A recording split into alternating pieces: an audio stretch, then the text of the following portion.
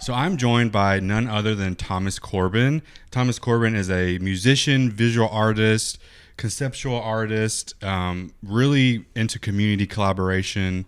We connected after I made this really dramatic post, kind of out of necessity about feeling isolated and needing community. And it was the most liked post I've ever gotten. It was the first time I was like vulnerable on social media, and you reached out. And I really appreciated that. And, you know, we met one time and I wanted to pick your brain because you are very multidisciplinary and I'm attracted to artists that way. And so I had to have you on. So thanks for joining me. Of course. I've been looking forward to it. Awesome. I am really impressed with how you manage all your disciplines. What's the drive behind that? How do you go about doing that? Honestly, I think it's probably, there are a few different answers I could give, but I think genuinely what it is it's out of necessity. Like, I work better when I'm multitasking. So like, and I friends have given me shit because I'll be like, they're like, do you need to make tea and cook dinner and be typing on your phone at the same time? And I'm like, oh, am I doing that? Yeah. It's just how I function, and for better or worse. But yeah, it seems like when, let's say I've got this band over here and I'm at practice and I'm hitting a wall. If I can just, as soon as band practice is over, go work on a collage or go mix on something else that's a different project, or what have you, or even take a walk and make notes in my phone. My voice memos and my notes app is like, I'm surprised I have storage space in my phone. But so when I shift gears and your brain can kind of just temporarily close that door over there and I'm over here, it'll go bing and I'll solve problems over here. And so I just stay shuffling and juggling, and for whatever reason over the years, it seems like spinning plates is working. Yeah. I like the phrase stay shuffling. Yeah. I can relate to that 100%. I get bored easily and I'm always multitasking, and all the stuff you read about productivity is like, you need to focus on one thing because multitasking is like detrimental to focus, but like it's exciting. It makes me feel alive. Totally. And what was your first medium that you really came about, like, as a young Thomas Corbin? I was thinking about this earlier. I would have to say clay, which is something that I have, and I'm talking, 6, 7, 8 years old or whatever, like eating Play-Doh. Yeah, so salty. Like, they're salty. And teachers being like, he's eating Play-Doh, but he's really good at it. Right. I fell in love with sculpting. Took some classes. I think my parents, who were super encouraging and supportive, signed me up for some like pottery class or whatever, and it just didn't stick. I'm like, now I'm 36. I'm really into like ceramics, and I'm like a mug collector, and I love stop motion as a medium. But I have not returned to clay in some decades, and I would really like to. I feel like my ultimate like medium is stop motion. Really? Which is funny because I don't do stop motion. Yeah. Well, I don't talk about it much either. But I started making stuff out of clay, like, at school. And then I think the first time I ever actually like sat down to like complete a project was, I want to say it was 7th grade history class. We, my little team, of like 3 of my buddies were assigned the Boston Massacre. Ooh. And you could sort of go about it any way you wanted. His only sort of prompt was like, be as creative as you like. So I'm thinking, okay, I want to make something out of clay. So I made like a dozen little red coats and like 20 little like, whatever, Colin, what do you call them? I have literally I'm not a history guy. Clue. I'm a science guy, Right. Clearly. But I guess the Bostonians in their little brown outfits or whatever. Yeah. And I had a buddy whose dad was a video editor. He did like something to do with cheerleading of all things. But all that to say, he lived out in Rossville and had like a studio. And so we could set up lights, and we built like little buildings out of cardboard and had all these little dudes marching. And I think the story at the time, which is probably bullshit, is that some mixed race boy threw a snowball at a Boston Redcoat and they open fired on the crowd.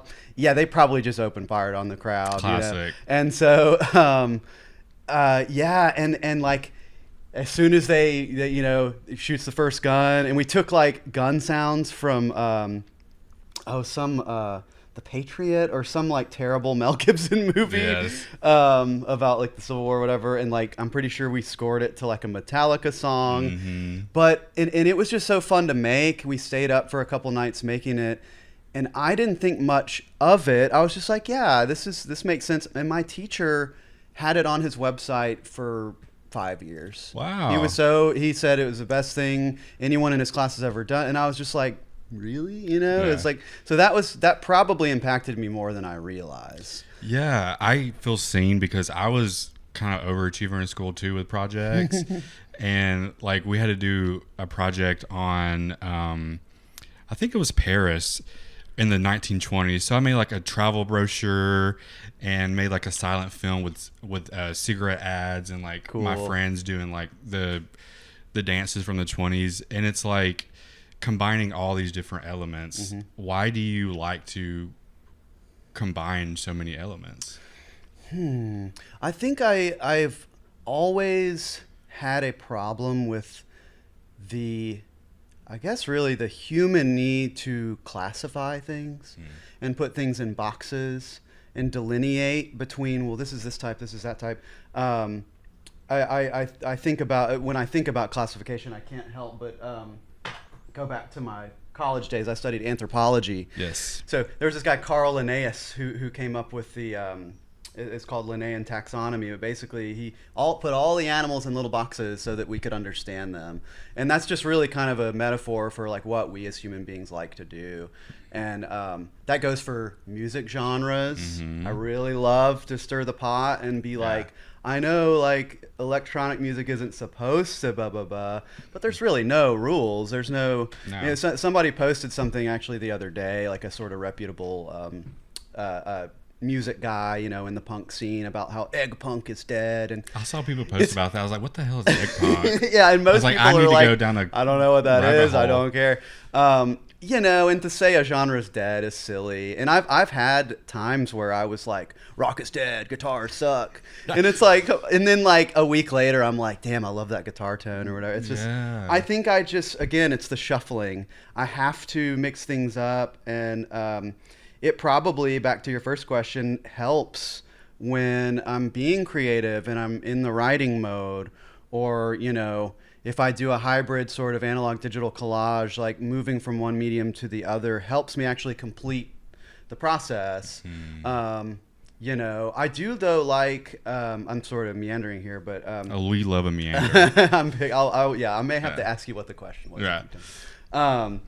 But yeah, I like putting parameters on myself because it's this weird thing that's kind of contradictory, but it makes sense to my brain.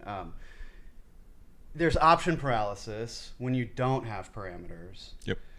And sometimes that can go smooth because, again, if I'm fluidly moving between things and you know, the parameters don't really matter because the problems are being solved when I'm not thinking about the equation or whatever. Yes. But then there's times where I'm like, in order to finish this, I have to put limitations.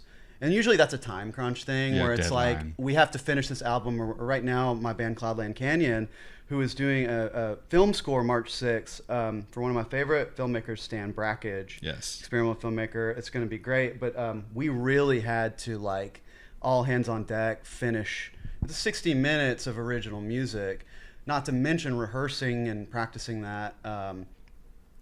And there's times where just saying we have to put these limitations on our writing really is important to getting it done.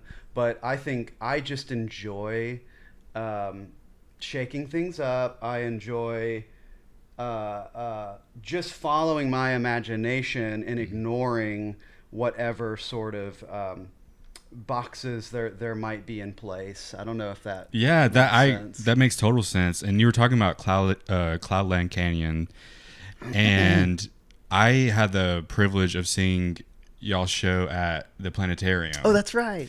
And I was like, yes, this is what Memphis needs. Some like experimental, ambient, cool visuals, like really creative beeps and boops. And like, I was so fascinated and like curious about how that process started. Like, just walk me through how that project came to fruition. So, to be perfectly fair, it is a project of my buddy Kip Uhlhorn. He's had the band for some time, 15, 20 years maybe, and has collaborated with various people over the years. I mean, when I say we'll be at practice and he'll just like slick name drop someone, I'll be like, oh, Angus from the band Liars, my favorite band in the world. Yeah. Cool. Y'all had an apartment in Boston together. Oh my God. So it's just funny. Like I met Kip through, I drummed in this other project called Catholic School. Ooh, that's a great band name. It was a good band name. That one didn't pan out, but I met Kip. And I met some good friends through that project, and it was fun while it lasted. But I will say that probably the best thing that came out of it was meeting Kip, sort of just becoming friends, and then he came to see my band General Labor's film score, so kind of full circle of Prince Ahmed at Crosstown Theater, which was like one of the highlights of my life, to be honest. I'm doing it again in March. It's just like feels so good. But he came to that, and then was just at one point, I forget exactly how it went down, but was just like, would you want to like play synth or collaborate in some way? That ended up being the reformation of Cloudland Canyon. He had been, I guess the project had been on hold for like almost 10 years. He had a kid and just was, it was like focusing on personal stuff. And so it was such like an honor for him to be like, because I was familiar with the band. I listened to the music and was like, oh my God. Like, because I was already a fan of Spaceman 3 and Spiritualized and that kind of stuff. I'll send you something. Yeah, I was like, oh yeah. You'll go, okay, it all makes sense. Yeah. But I was a fan, and now I'm in the project, and it just feels good, like, to have the trust of someone I didn't know until a few years ago, who was just spearheading a project that I just am a fan of, first of all, and now I'm like writing music for. Yeah. How did you learn how to write music? Honestly, my knee-jerk response to that is I don't know how to write music. That's a good answer. Yeah. And that's how I feel. I mean, clear, like I do, because I put out albums and songs and I'm in multiple bands, but it's like, when I really think about it, it's kind of a Lynchian thing, right? Like, where does the song come from? Where does the film come from? Yep. Where does the painting come from? As I'm looking at all your beautiful work on the walls. Thank you. And I brought him up. So and he just passed, rest in peace. So I got to quote him on, there's a guy in the other room who has the completed idea, and you're where you are, and it's like he's feeding you note cards one at a time, and they have these little semblances of ideas and these little fractions of ideas. The film is complete somewhere else, outside of my mind, and that's how it feels. Is like the song is already there. It's just sort of following my feet until it's done, and that's often how it feels. Is I'll be listening to a mix and go, oh, this thing just wrote itself. Like, obviously, I put in a lot of work, but, like, oftentimes, and especially, like, Cloudland Canyon and General Labor, and even my collages, this is almost like a through line I'm discovering right now. Yeah. There's, like, this surrealism where it's this channeling of the subconscious, and when you do that, it does feel like it wasn't necessarily with great intention that the thing came to be. Yes. It's like, honestly, you're expressing yourself through something that you can't even explain. Totally.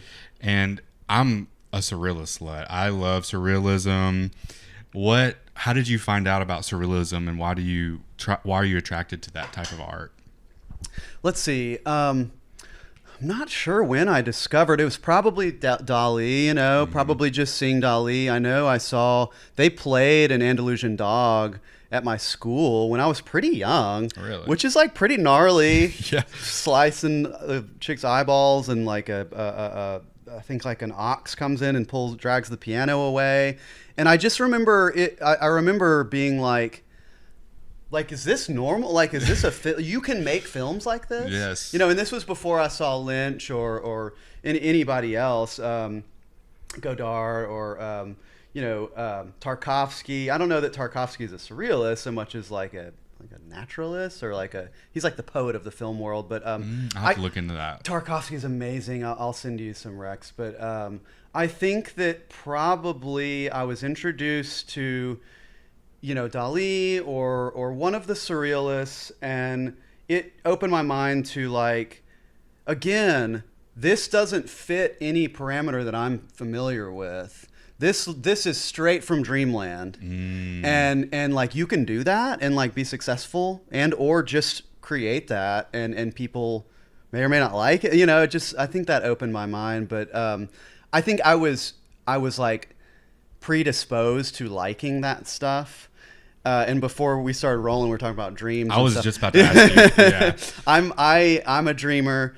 I lucid dream. I have very vivid dreams, and I daydream a lot. Me too. I'm a space cadet, and I got in trouble in school for just like, hello, and I did well in school. Again, the multitasking. Yes. It's like I'm solving other problems here. Yeah, these problems are below. We got the books. I'll figure it out later. Yeah. But I think I'm just like, I spend a lot of time in here and or out there, however you want to look at it, right? Because it's sort of like a mirror to me anyway. That makes me wonder. It's like people who think deeply all the time and are more introspective. I wonder if that's why we have vivid dreams.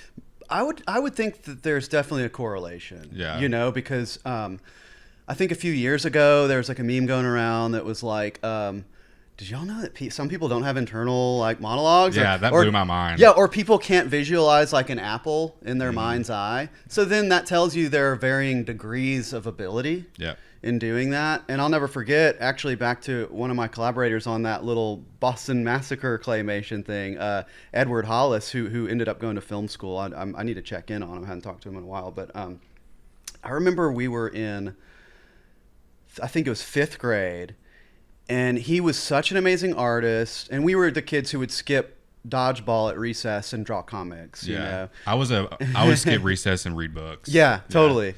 Yeah. And we were the inside kids, I guess. Yeah. Edward would draw these pictures of like, whether it's like anime characters or like giant robots or whatever, with such detail that as a little kid, it blew my mind. And like, I was like, I want to be able to do that. And I asked him, and he was like, oh, you just kind of like picture it all, and then you just draw it. Like it's that simple. Right. And I think at the time, maybe I had never really tried, or these kids might have been really my first friends who showed me like, dude, yeah, if you got that, you have to like put it out there. You have to manifest it.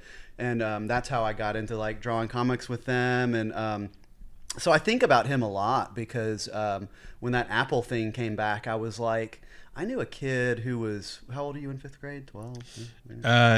Yeah, 11. Whatever, something like that.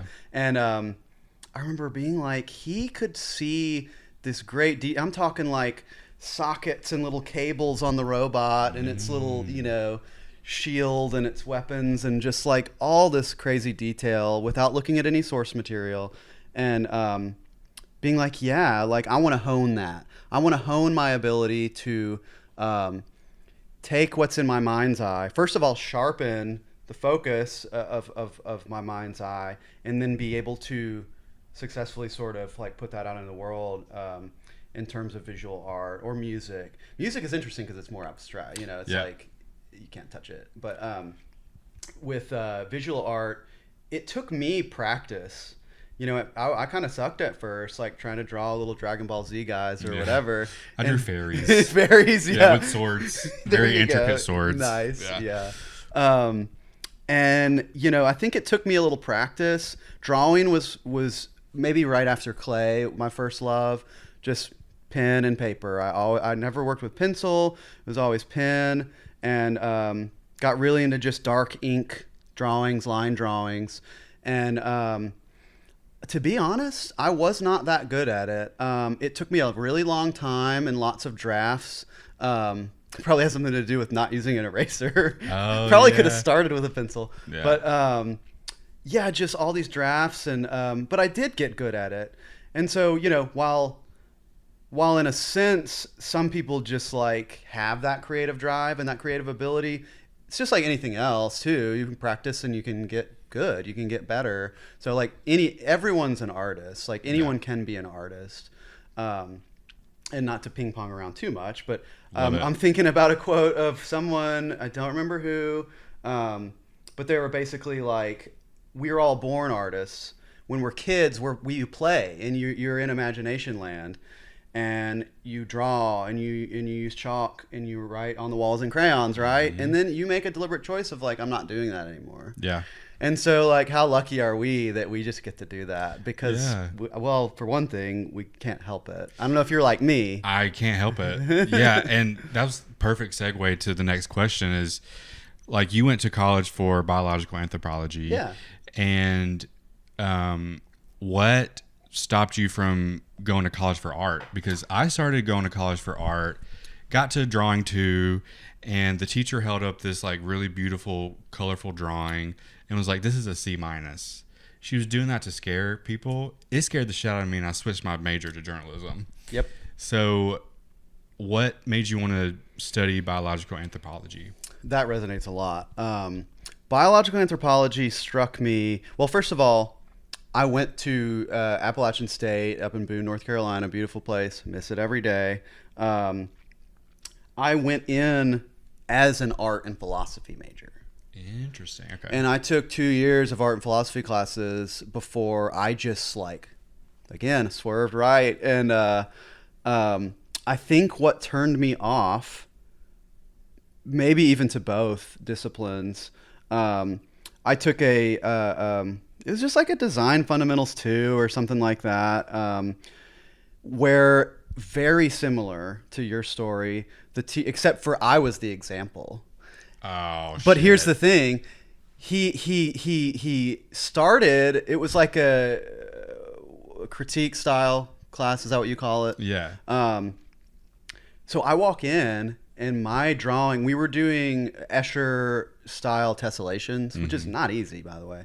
And I was up for nights, like, because some people just drew animals and kind of had them sort of vaguely blend together. And I was like, no, I'm going to do a legit tessellation. I'm going to figure out the math and the geometry to make these lizards' arms all connect and their tails spiral around. And I figured it out. But, and so it was up there, and I'm thinking like, ooh, is he going to use me as well, he used me as a negative example, but he started off by being like, what do we notice about this? And then the class being like, it's great, it's beautiful, it's creative, it's clever, it's blah, blah, blah. And he was like, yes, but if you'll pull out your assignment sheet, and he was like, go down to number 8. Do you see any XYZ? Go down to number 12. Do you see? And I remember just feeling so crushed. And I am like a very socially anxious person. I don't like public speaking. I was nervous for this, even though you're my friend, and this is very comfortable. You're doing great. Thank you. Yeah. But all that to say, that was like nightmare for me. Yeah. Because especially being like up and then mural. Mm-hmm. And, you know, I felt so full and proud when my peers were reviewing. And then when the teacher said, well, this is like a D or this is a C- or whatever. It's just like getting in trouble for daydreaming. Oh God. Yeah. In art class of all places. So I started that was pretty crushing. And I started wondering like, if this is what this is like, you know, especially doing commissions and like, or working for a company, or advertiser or whatever, you know, some of these things that artists end up doing because you have to pay bills. If that's what it's like, nope, try again. You know, I don't think that's for me. Yeah. And so I stuck with philosophy. I finished that class. I ended up passing. I basically, for my final project, which was a multiple page book And we learned how to like bind them and make the paper and all that. That's and then, cool. the content of the book was up to each person. And I basically followed all the rules to the T. I didn't feel inspired, and I made an A+, and was just like, I passed the class, and then I sort of focused on philosophy, didn't take any more art classes until my senior year. And I'll try to circle back if I can keep my brain. I'm with you. Okay. Yeah. My senior year, I ended up taking printmaking, which became like a new love. Yeah. Something I want to get back to. But that makes sense with your collage art. I could totally see a printmaking inspiration. I love layering, and you have to get the registration just right, and there's something like really satisfying about that kind of tedium. Yeah. But I stuck with philosophy, had a similar experience, although I really miss philosophy. The thing with it was like it kind of flipped. I loved my teacher and hated my peers because everyone was just like, well, technically, I could smoke my clothes, totally cigarette in see your that. face or whatever. Yes.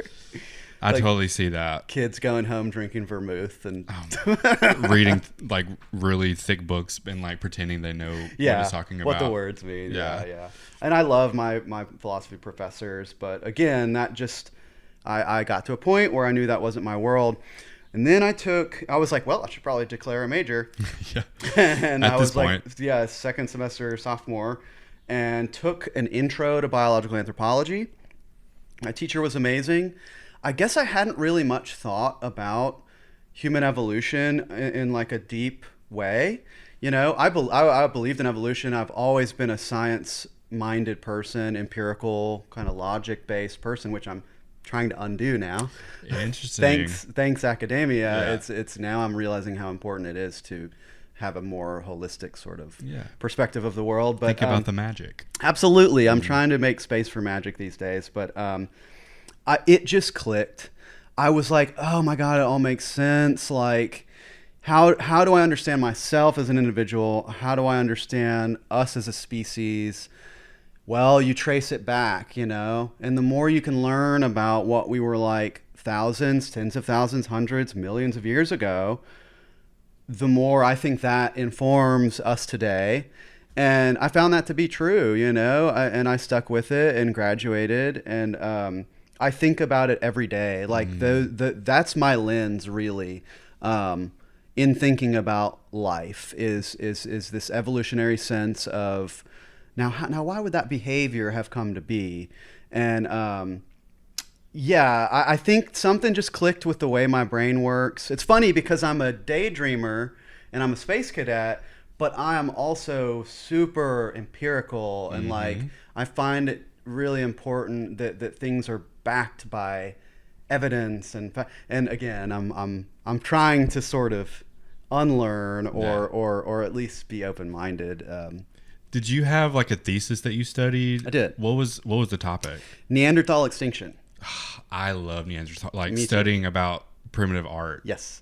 Yeah, and the Neanderthals were extremely advanced. Most people don't realize, especially because Neanderthal was used as like a derogatory term for a long time. Yeah. But they had larger brains, doesn't necessarily mean smarter, because it's about the wrinkles or whatever. Yeah. But they definitely had advanced culture. They ritualistically buried their dead.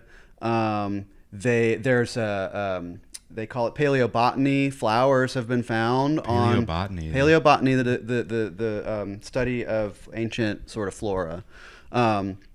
So they found flower particles, pollen particles among remains, which could hint at sort of like burials that were ritualistic, with funerals and a ceremony and flowers, adornments. Neanderthals wore jewelry. And I didn't know that. Yeah, and they were often buried with like their tools, and it's like, an individual buried with an axe or a spear or whatever would often have like little carvings in it, like individualized, like this is mine and it's special to me. And that's like artistic. That's art. Yes. And human beings were doing that too. We just see a lot of evidence in Neanderthal burial sites of that sort of stuff. Yeah. And we do know that somewhere along the way, I want to say, think it was around 100,000 years ago. And of course, we're dealing with such deep time that the numbers start to kind of not really matter, but very long time ago when ancient humans, and of course it's like, it gets convoluted because Neanderthals were humans. They're considered a separate species, but they're called anatomically modern Homo sapiens. That's us. What did you just call me? we migrated out of Africa into southern Europe. There was like an ice bridge, and this is so cool because it's like the serendipity of it all. Fluctuations in climate change and volcanic eruptions and all these things, and migrating herds, all these factors, just an infinite number of factors that led to humans evolving in Africa, and then us migrating out of Africa, running into the Neanderthals, interbreeding with the Neanderthals. We were, intermixing, and probably there was not just genetic admixture, but cultural and artistic. And, and now here we are. And I think we actually owe a lot of who we are today to the Neanderthals. Shout out to the Neanderthals. Yeah. pour one out for the Neanderthals. And that's us, right? Yeah. Because we still have their DNA. Yep. But, okay, so my seminar paper was on Neanderthal extinction, which is actually misleading to even call it an extinction because, again, they still remain. Yeah. And but so I was sort of positing, like, I sort of just did this, like, I took all the research that was available at the time, 2010 is when I graduated.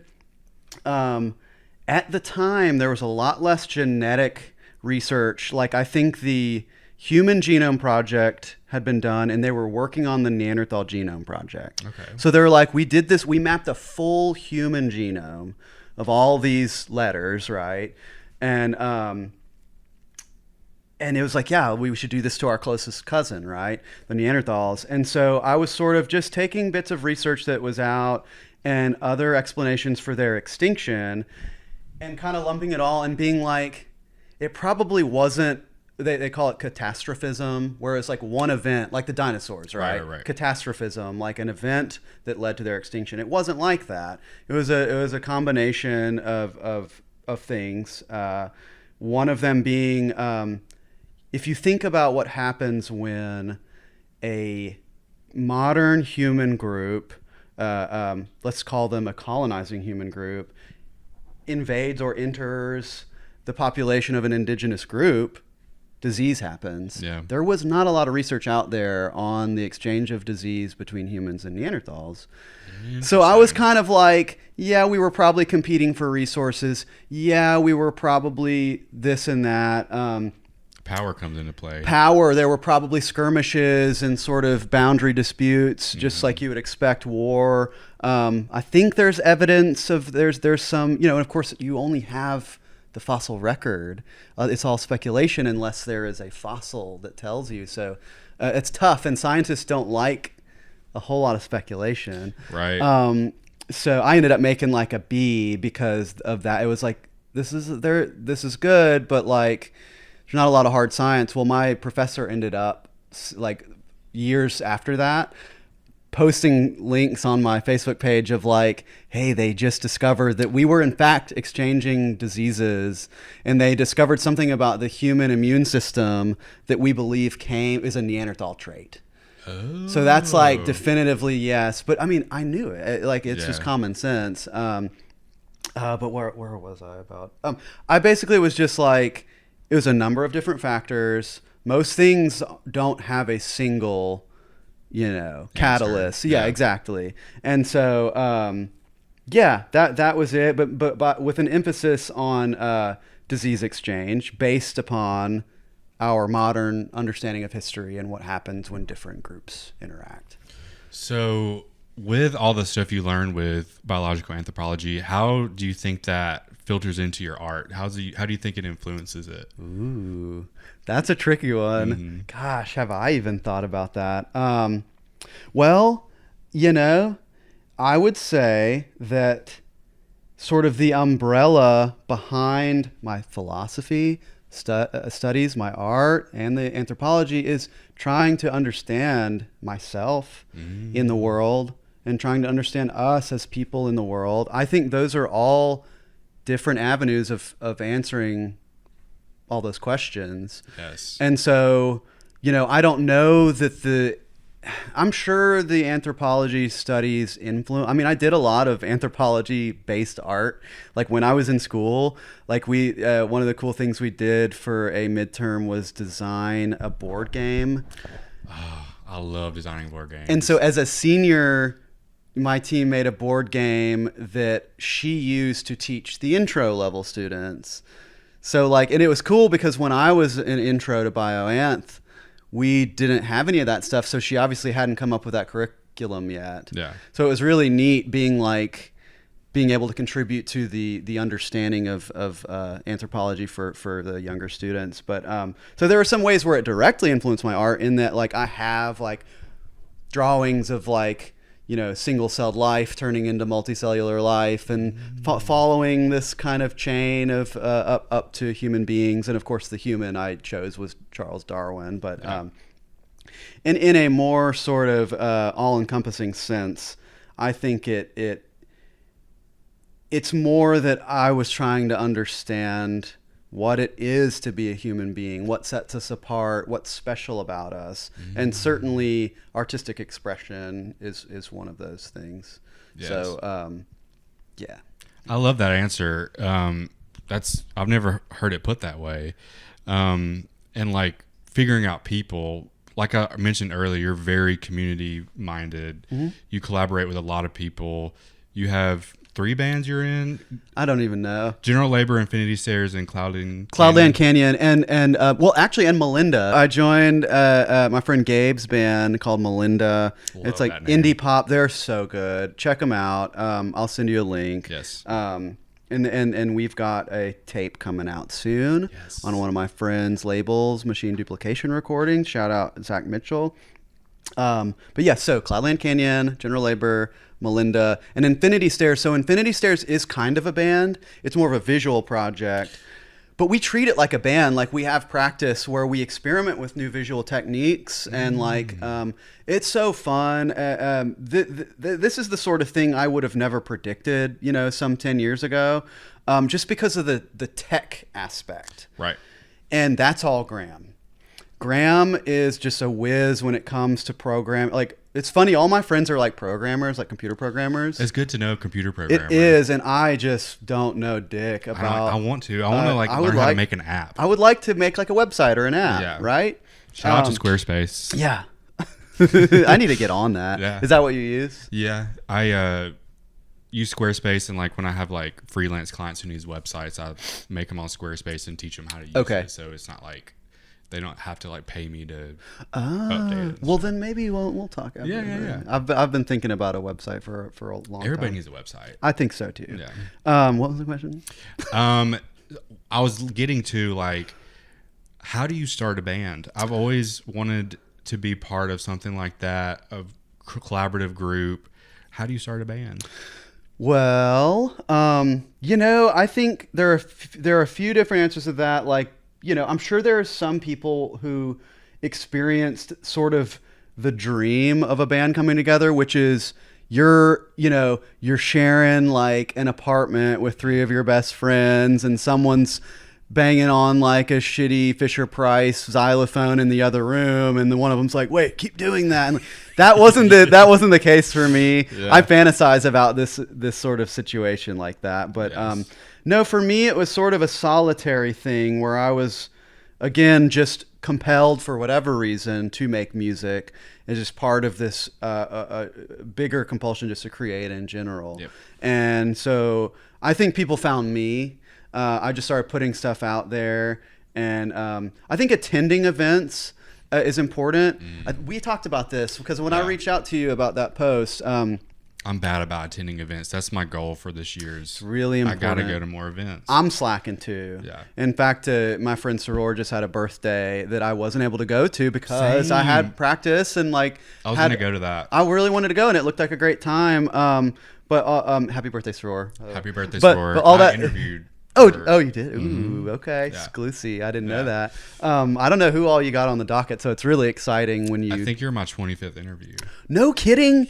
And so this is what, like, there's only 4 or 5 episodes. 4 episodes out there. Wow. You've been busy. I have been very busy. That but I'm about rules. to slow down and, like, just a little bit. Well, you rest on your laurels. That's great. Yeah. I mean, this is so cool what you're doing.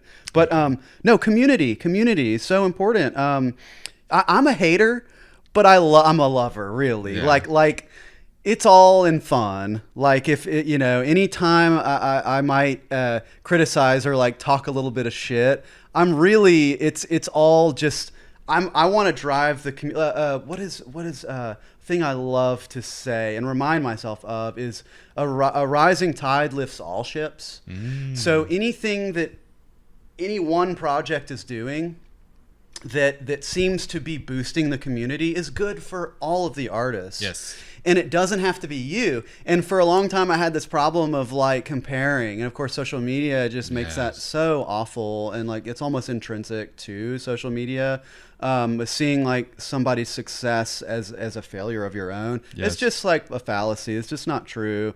Anyone else's success is your own success. And like, back to Infinity Stairs, when Infinity Stairs started going out and doing shows, within 4, 5, 6 months, other people were doing projection art. Other people were, and at first I was like, that's our thing. That's so bogus. Yeah, you're an inspiration. Yeah, dude, right? And so I try to remember that if ever I feel pangs of like, why is that not me out there? But it's like, well, it can be. And life has a way of circling around. And pretty much anyone I've ever had feelings about in a negative sense, I've met out in the world from going to shows and being a supporter of the scene, and they've become friends. Yeah. And it's just like, so that was all in my head. But yeah, something, I forgot where I read it, but something really clicked about envy, because I've struggled with envy a lot. When you're envious of something, that is the roadmap to what you want to do. Totally. And I can do that, and it's motivating instead of being detrimental and like making me angry. And like, I would scroll on social media and be like, damn, someone just got a grant. Why?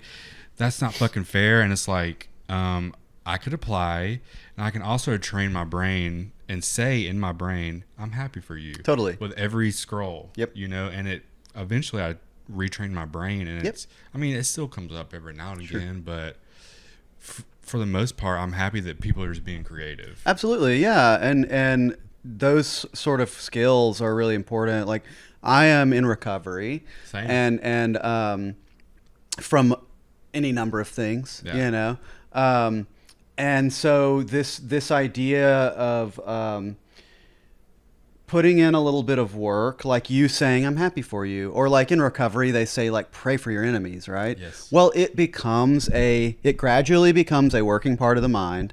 And that's so beautiful. And that goes back to sort of this human, it's called behavioral plasticity. We can train our brains and things can stick. And it's like, you can look back and be like, oh, I remember when I put my attention to that, and now it's not a problem or whatever. Yep. And that's a beautiful thing to be able to say, I'm happy for you. I'm grateful that you're a part of my community, and I'm going to support you. And then before you know it, you're friends and your collaborators. And it's like, what was the issue in the first place? Self-hate. Yeah, absolutely. It all comes back to this self-loathing, the self-hate. Yeah. And I remember seeing a picture when I was a kid where it was a Venn diagram. And on one side, it said self-loathing. And on the other side, it said total narcissism. And where they intersected, it said artist. Oh, my God. That's so true. You kind of have to be a little narcissistic to be an artist. But I'm so glad you brought up recovery. How has recovery enhanced your creativity? Oh, God. I probably owe most of my creativity and my drive to my recovery. Me I mean, too. in a very real sense, Yep. for me, I wouldn't be here without it. So it's like I literally owe my life to it. But sort of if you peel that back, yeah, I mean, we were almost just talking about it. This sort of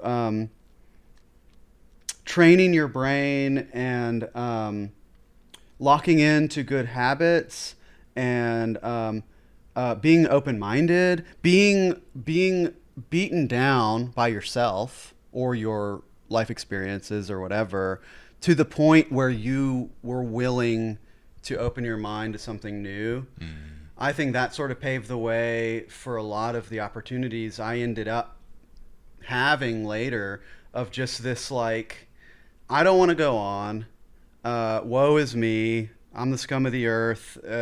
You know, nobody loves me. Nobody. I have nothing to say.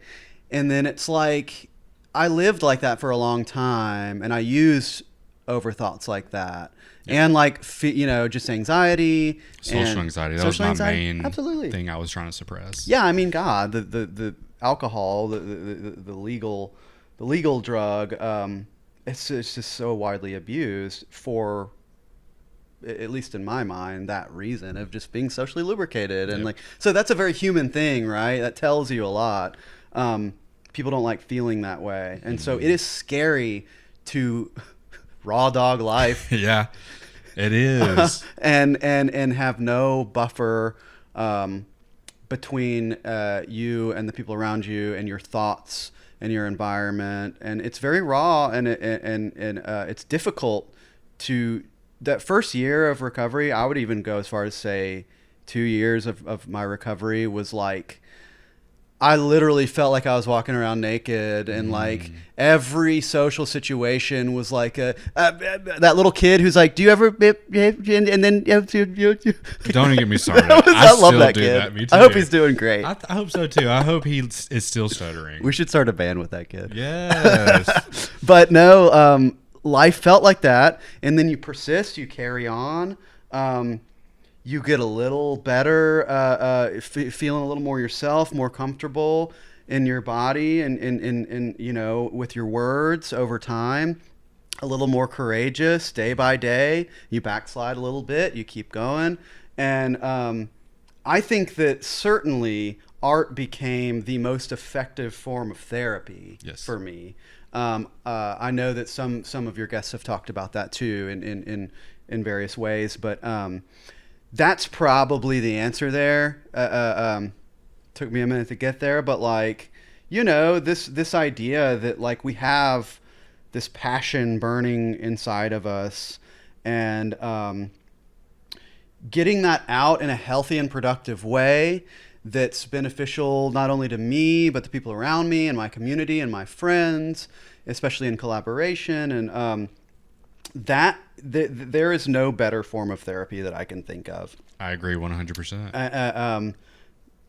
Second, maybe to actual therapy, but also maybe not. Yeah. I've found that, and I need to work on this, but when I go, I have a therapist, and I go and I rattle off everything that's going on in my life, and she's like, well, what do you think you need to do about that? And then I rattle off what I think I need to do about it. Yeah. And then I pay the copay or whatever, and I'm like, you know, like I could have done that on the couch, but it's nice to have someone to ask you that ask me question. the question. And it's a structured time. Absolutely. And I always do feel better after therapy. Me too. 2 more questions. Yes. You were talking about habits. Do you have any habits that keep you productive creatively? What would you say that keeps you consistent? Because you're very consistent. You are very prolific. Thank you. I appreciate that. The honest answer is I don't have to sit down with intention and actively work on stuff. I'm just always wanting to. Yeah. So when I'm at work, I am thinking about the next collage. I'm thinking about how I need to tweak this mix to make it better. Mm-hmm. I'm thinking about what I'm going to contribute to band practice later. And so as soon as I clock out, I clock in, you know, to my creative mind, and it's just always running in the background. Yeah. I think Javi said something very similar of like, I'm just tapped in and it's just my state of being, and really can't help it. So, and it's a blessing and a curse, but I choose to see it as a blessing. To imagine going to work, coming home, sitting down, just watching TV. TV's fine. Like shows are great, but like, and not having that, especially for someone who is just like burning with passion and this drive to create, to imagine stifling that is to imagine death. Yeah, like very seriously. It's very aligned with recovery, because Yep. when I was in active addiction, it was just stifling everything, and I was not myself. Yep. I'm a very energetic, ambitious, passionate person, more extroverted than I ever thought I was, and like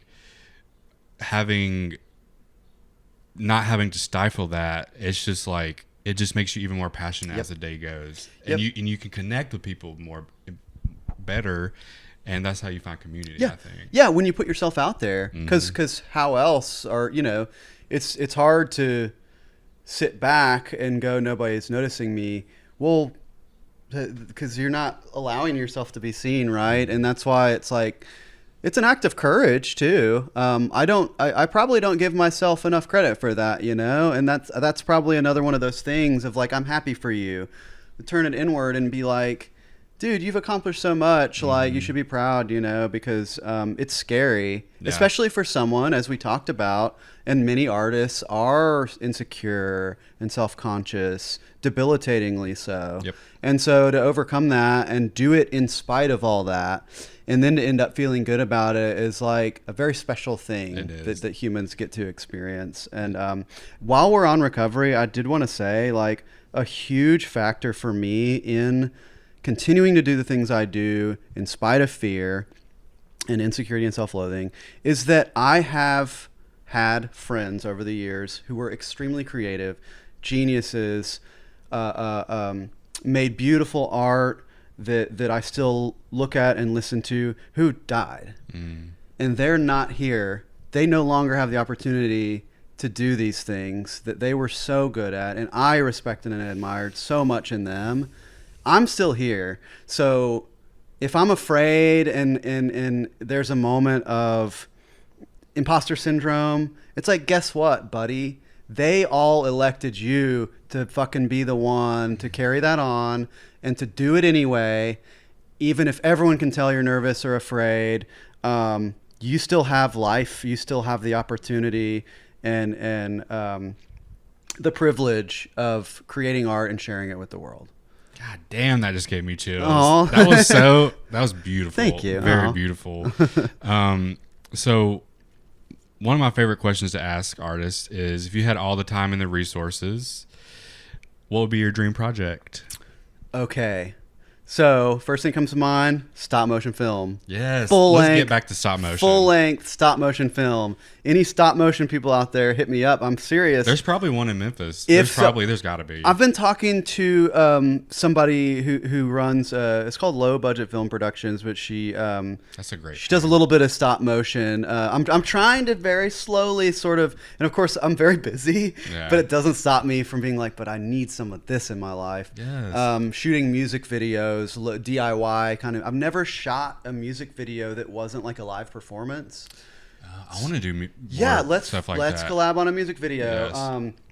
Or a stop motion project. That's the knee jerk answer. Is I would love to make like a full length stop motion film. I think the Prince Ahmed score that I did really inspired me. But then before that, I've the Boston Massacre thing, and I've always been super fascinated by stop motion. I have brain for tedium. Jealous. I'm telling you. That's what I'm trying to get over. Like I'm trying to love the tedium. So if you have any tips, let me know. I just got that freaky little dog in me, I guess. You do. You got the tedium dog.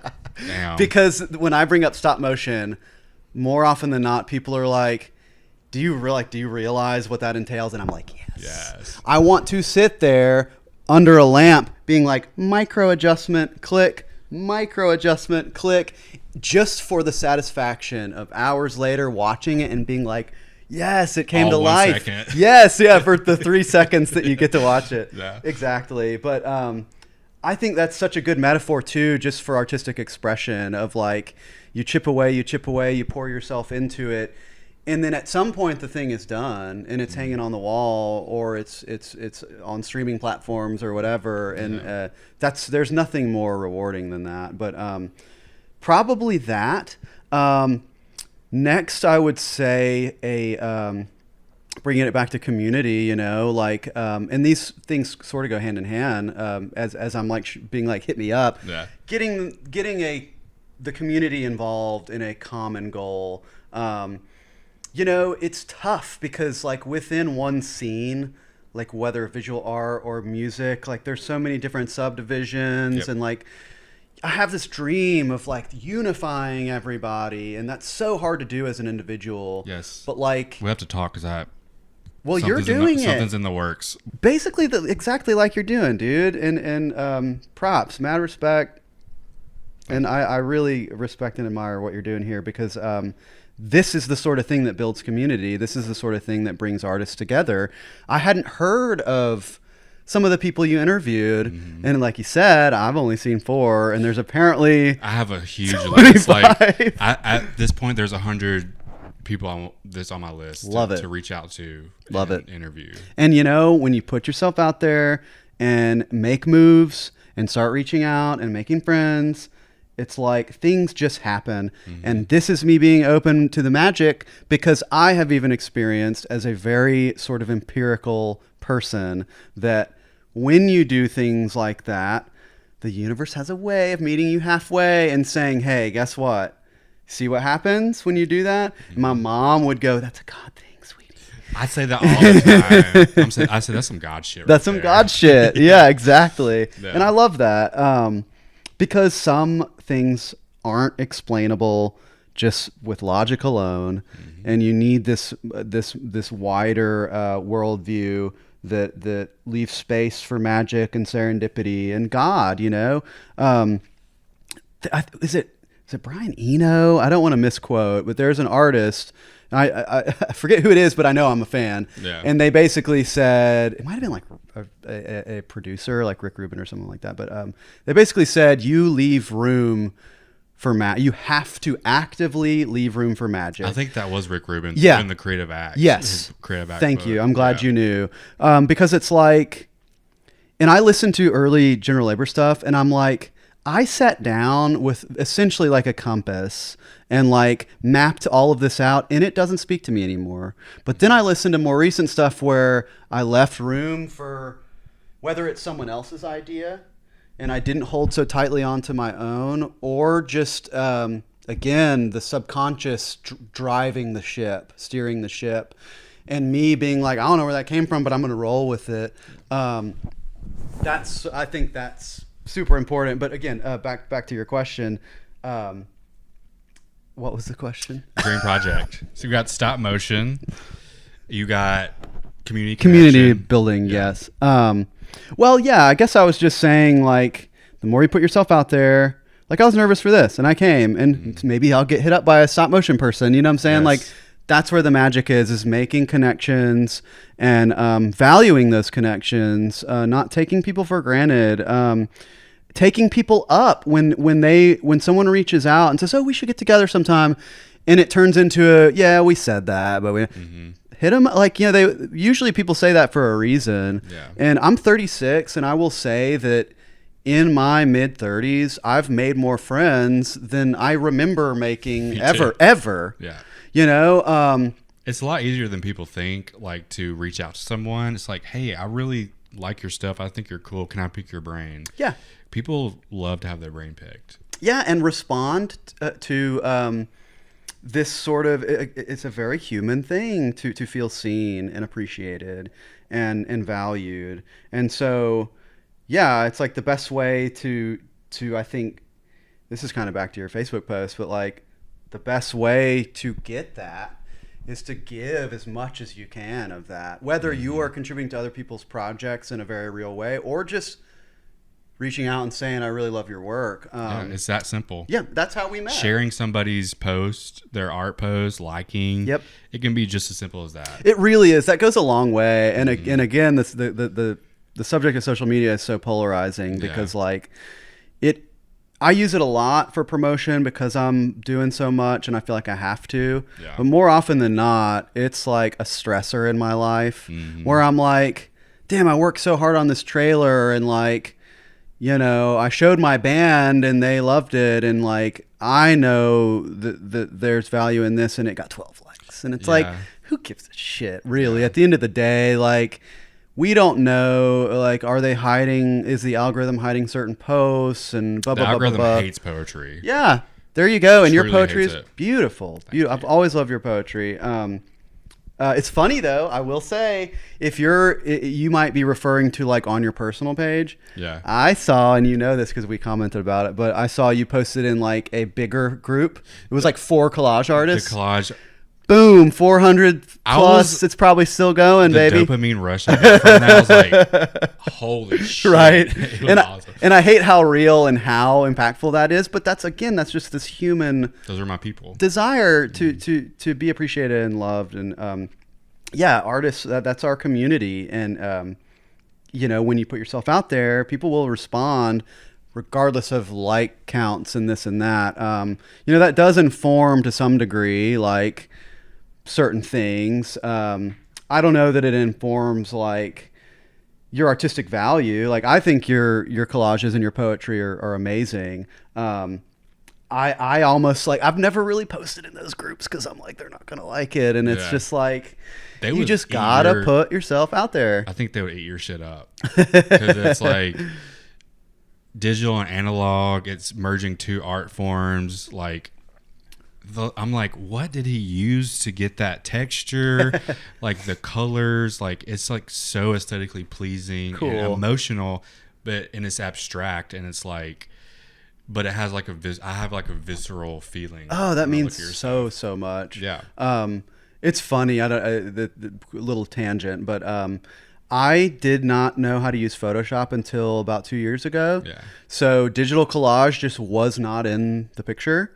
So I did hand cut paper collage, and it got to a point where I was making Photoshop moves with an X-Acto knife, meaning there's this tree and I want to cut out all of the sky, and that's around every little leaf and every little branch. Tedium. Yeah. I got that dog in me. Yeah. But hours and hours and hours, neck hurting, back hurting, cutting out leaves of a tree so that I can weave the branches into, say, like another image.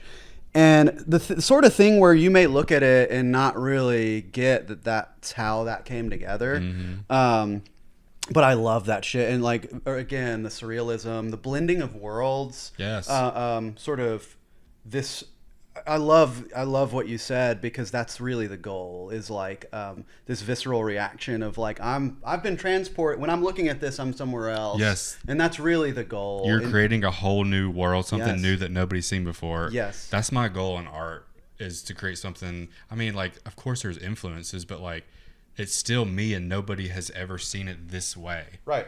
That's the constant thing that I'm like, I'm doing something good. Yep. And I think you could boil all of art down to this idea of creating a different world, a beautiful world of the imagination and of the subconscious, the collective mind. Yes. You know, there's a reason that when I draw from my subconscious mind, other people, it resonates with other people, because if you believe in that, it's all coming from this collective conscience of like this universal human experience, right? Yep. So when you can capture that, it's more than likely gonna speak to somebody. Yep.